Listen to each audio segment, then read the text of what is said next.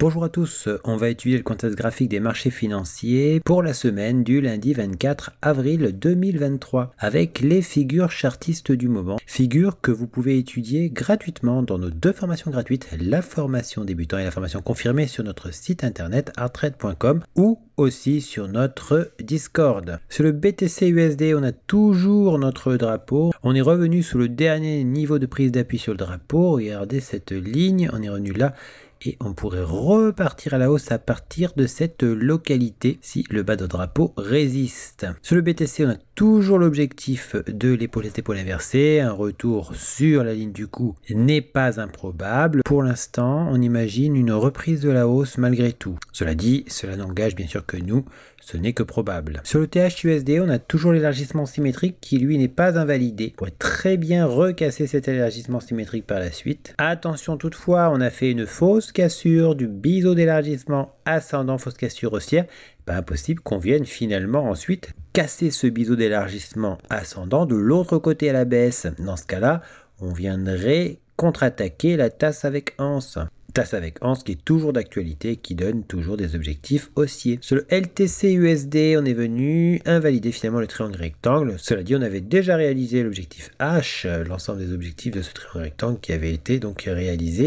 Et on est venu donc sur ce plat tout à fait reconnaissable ici, prendre ce niveau. Il n'est pas impossible de repartir à la hausse depuis cette localité. On a toujours les objectifs chartistes du V-bottom qui sont toujours d'actualité. En daily, c'est pour ça qu'on est revenu prendre appui sur l'ancien plus haut d'après cassure de cette épaule inversée. On pourrait repartir à la hausse pour finir sur l'objectif H de cette épaule inversée. Sur le marché du gold en H1, eh bien, on avait toujours le triangle symétrique, il est toujours là. On a formé entre-temps une épaule tête-épaule, on avait cassé sa ligne du coup, mais regardez, on est revenu l'invalider avant de redescendre. Cela dit, on a opté pour le triangle symétrique dans ce conflit de figures et on imagine donc que ce triangle symétrique pourrait permettre un nouveau voyage qui pourrait aboutir cette fois-ci sur l'objectif H de ce triangle symétrique, ce qui permettrait de rejoindre potentiellement le plat du rectangle. Attention toutefois, on pourrait très bien revenir sur la ligne du coup de la tasse avec anse. Sur le marché du silver, on a pris appui sur la ligne du coup de la tasse avec anse.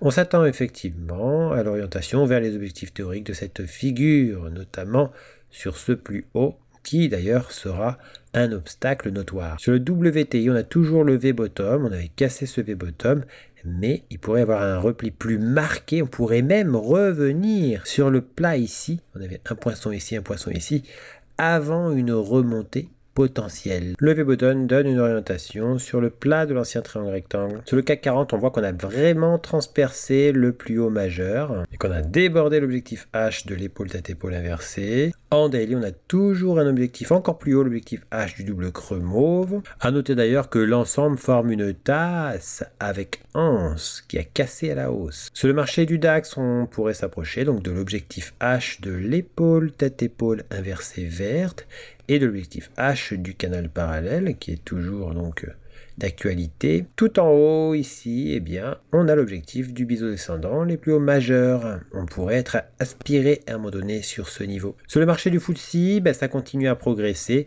Rien de particulier, on a formé un double bottom ici. On a cassé la ligne du coup de ce double bottom, petit double bottom en plus petite périodicité. Et on pourrait progressivement rejoindre là aussi le plus haut majeur. Sur le marché du Dow Jones, on a formé un triangle rectangle qui pourrait casser à la hausse, tout comme à la baisse. Prudence toutefois, regardez, on n'est pas loin de l'ancienne ligne du coup de la tasse avec anse. On pourrait très bien être aspiré sur cette ligne du coup, même s'il y avait une cassure du triangle rectangle à la hausse. On est dans un secteur qui laisse penser à des hésitations.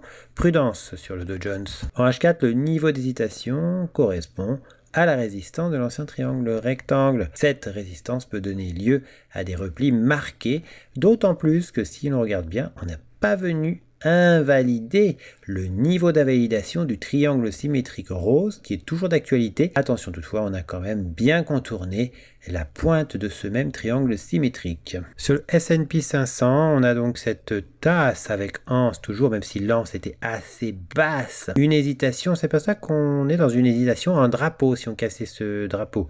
à la hausse. On pourrait alors obtenir des objectifs théoriques chartistes allant dans le même sens que la tasse avec Hans.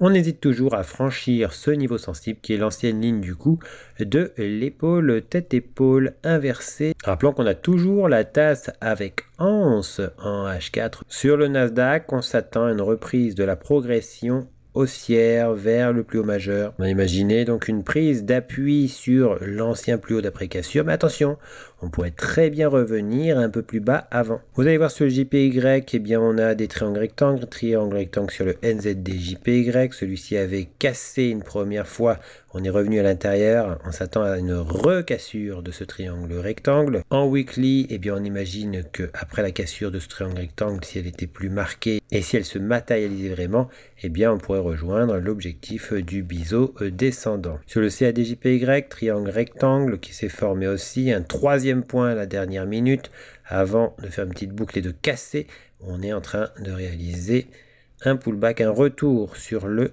triangle rectangle. Sur le GBP-CAD, on est revenu sur l'obstacle plus haut majeur ici, qui peut proposer effectivement des replis supplémentaires. En H1, on s'aperçoit qu'on a cassé dans la foulée un drapeau avec 1 point, 2 points, 3 points sur la résistance cassure, mais on bute effectivement sur le plus haut majeur. Le drapeau donne des objectifs chartistes allant dans le même sens que les objectifs du biseau d'élargissement descendant. Sur l'euro CAD, on vous avait présenté dans la semaine cette épaule, tête-épaule inversée, celle-ci a continué la progression depuis sa cassure. On a même dépassé l'objectif maximal de la configuration, c'est-à-dire retracer toute la baisse qu'il y avait avant la formation de l'épaule tête-épaule inversée. Sur le GBP-JPY, on a la tasse avec Hans qui est toujours d'actualité. On pourrait donc finir par s'orienter sur ce plus haut qui servirait alors d'obstacle. En daily, le plus haut en question, c'est ce niveau ici.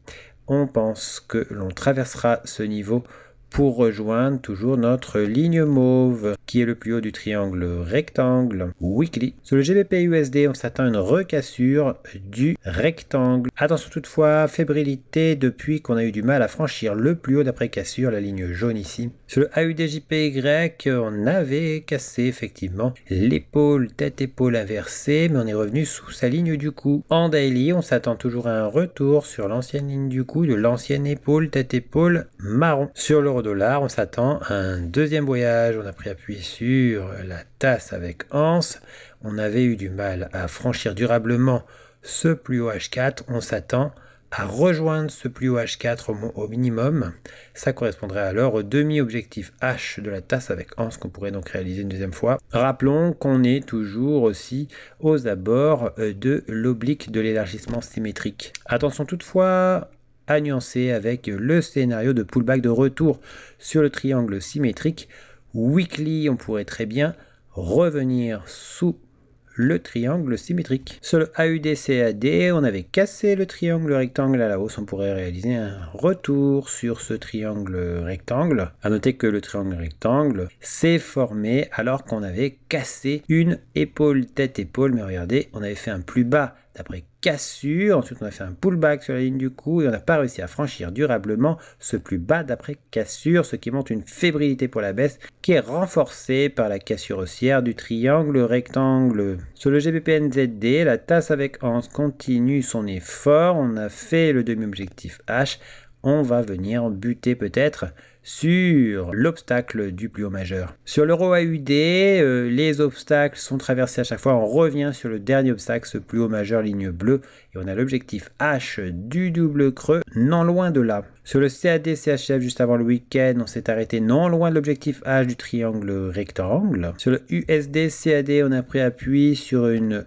oblique à 1 point, 2 points, 3 points pourrait continuer la progression haussière. On n'a pas réussi à invalider le drapeau vert et le drapeau marron. On s'attend toujours donc à une remontée pour revenir au moins sur ce plus haut et pourquoi pas ensuite vers les objectifs chartistes du drapeau vert. Sur l'USD-JPY, on n'a pas réussi à franchir la ligne du coup du V-top qui a fait un obstacle marqué.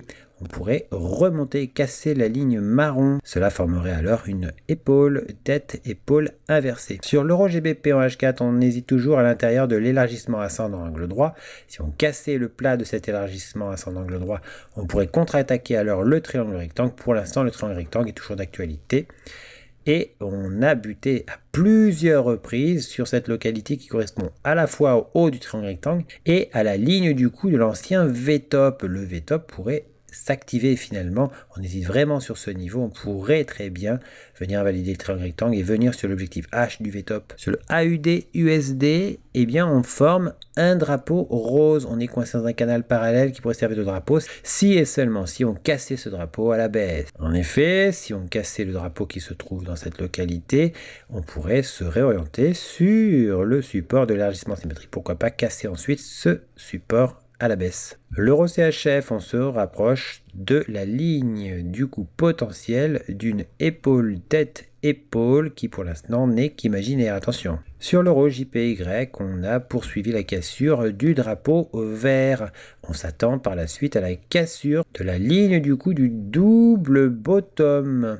Et on a toujours le scénario qui consiste à imaginer une progression sur l'objectif H de l'ancienne tasse avec anse marron, ce qui permettrait de franchir l'ancien plus haut majeur bleu. Pour recevoir gratuitement les nouvelles figures chartistes en notification, vous allez sur le site internet, vous cliquez sur Analyse VIP.